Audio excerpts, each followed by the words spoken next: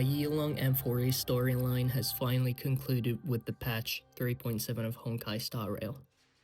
I had a lot of hope coming into this version and relatively enjoyed most of its contents. But, truth be told, I don't think I was that satisfied with how Hoyo handled the end of Amphoreus. Then, it got me thinking, when did this feeling start to become a thing? In previous story quests, I've noticed a few hiccups, but didn't put too much attention to it since the story was still progressing. 3.0 to 3.2's story was all solid up until that point. Then, I remembered version 3.3, what I felt like the most impactful story patches in HSR's history. I was absolutely amazed with how Hoyo handled the story, characters, and other stuff that supports them. I vividly remember how I couldn't wait until 3.4 dropped. With 3.4, I was disappointed. Or should I say let down? I know this is a controversial opinion to have, but I think I enjoyed 3.3 or even 3.1 story quest more than 3.4. But again, I still enjoyed 3.4 overall. Version 3.5 was the first time I think I had a bad experience with HSR story. I couldn't understand why it felt like the story quest was dropping its quality and something about it felt very off. This is a weird thing to say because the story was wrapping up towards a definitive conclusion and began to explore wider implications of Amphoreus' lore in HSR. But somehow, I simply couldn't enjoy the story quests anymore.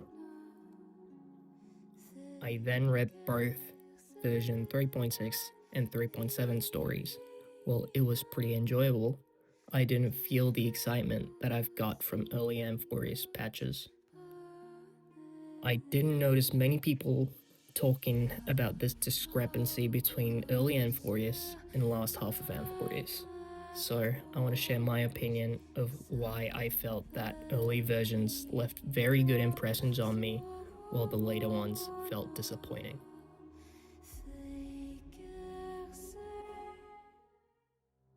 One major aspect that I loved about version 3.0 to 3.3 story was its feeling of one continuous storytelling. The goal in early Amphoreus was very simple: to fulfill the prophecy and complete the flame-chasing journey. We began our story in 3.0, introduced to its world, their culture, and most importantly, the core cast of characters. Aglaia, Trivi, Maide, Castorus, and most importantly, Phynon. They all play their parts in the story, work together, defeat the Titan, and retrieve their core flames.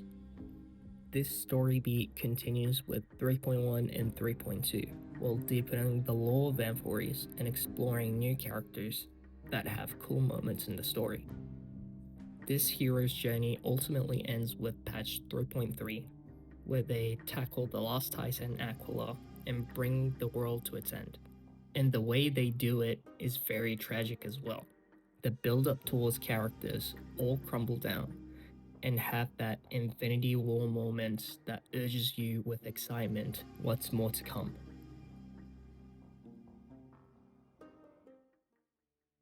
Then, the infamous version 3.4 comes around.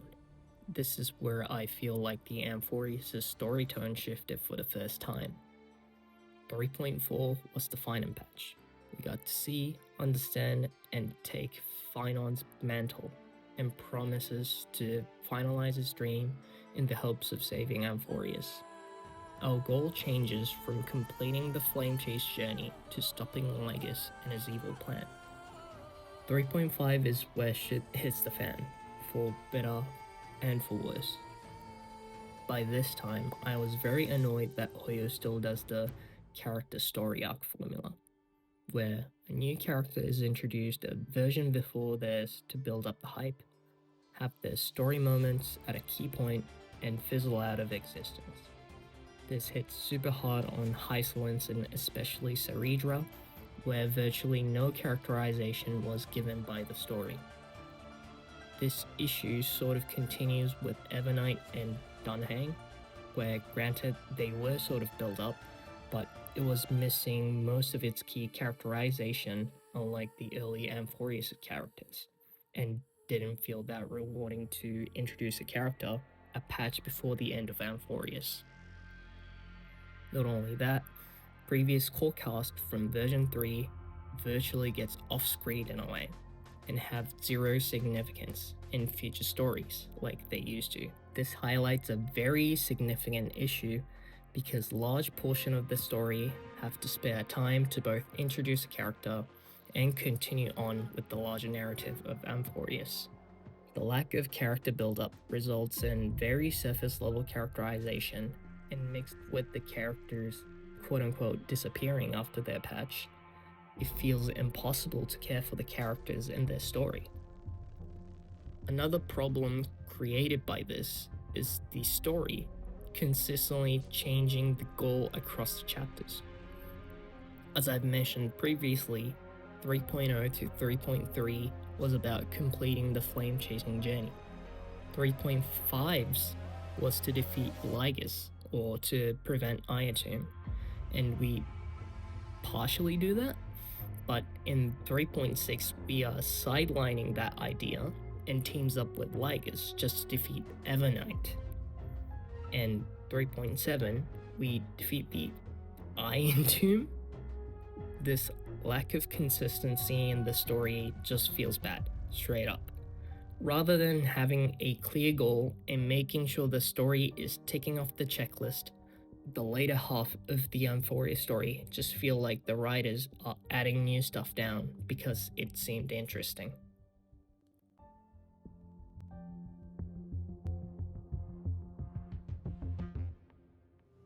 The second aspect that I felt like the quality has dropped with the later half of Amphoreus is its boss battles. Nikador, Flame Reaver, Pollux, and especially Aquila were very, very memorable in both how the story presented these bosses and how they were in gameplay. Nikador with his interactions with Castris and Trailblazer, the whole mecha-esque design, and how that gets stripped down with his second phase, where it looks like his innards or creature thing is clinging out of its shell. Aquila and her story, how in each phase of the boss is infused with different elements and the environment shifts from Sky Temple to battlegrounds, now plummeting down to Earth, and finally ending with the dark corrupted mode with glooming sky. And oh my, the music. Witness the will of humanity.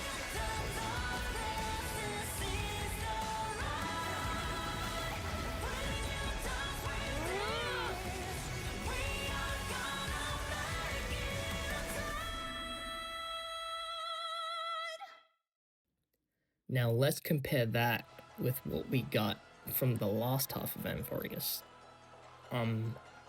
We got Lygus, who is cool, I guess.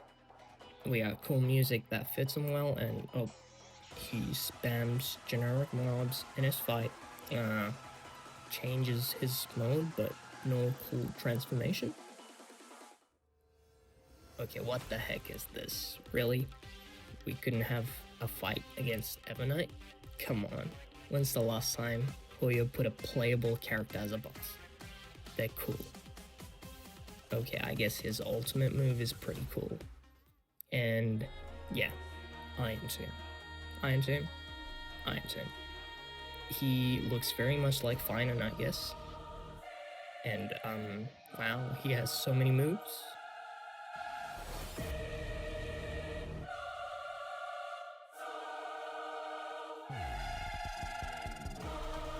Wow, his ultimate destroys an entire fleet that does nothing.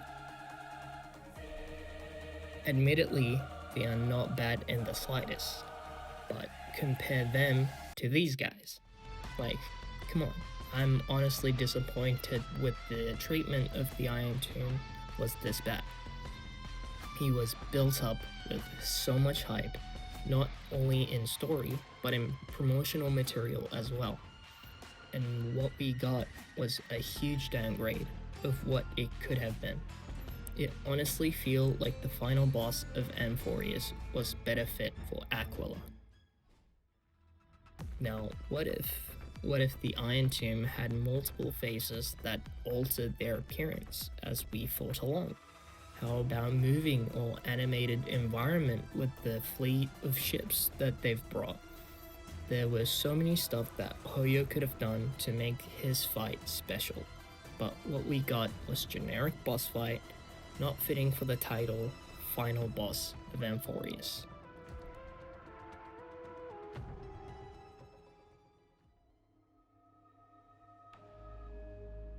Now, I know this might be a controversial thing to say, but I feel like the last element that is missing from version 3.4 to 3.7 is its puzzles. While the community was on their blaze with how puzzles ruined the story experience in the early versions, I actually quite liked them, especially when they were used in exploration like how it was in 3.0, 3.1, and 3.3. I think it added to the flavor of Amphoreus and gave us a nice breathing room between the long conversations. And who can say no to solving puzzles in a literal Temple of Time, Castle of the Fallen Kingdom, ancient sky civilization, and their fortresses? The amount of puzzles and even enemy encounters were drastically reduced in future versions, and I think that was for the worst. HSR's strength in terms of their story quest is their mix of traditional visual novel style story and new quote-unquote open world-ish exploration and beautiful scenery. I think these points were significantly decreased as we went along the story. In the end, I enjoyed my time with Amphoreus. It wasn't quite the masterpiece some claim to be, but it wasn't a total dumpster fire. Overall, Amphoreus was pretty solid with multiple good moments, very iconic scenery, and honestly, the best story arc in HSR yet. With 4.0 storyline, however, I wish that Hoyo has learned their lesson with Amphoreus and used this experience to create something more magical.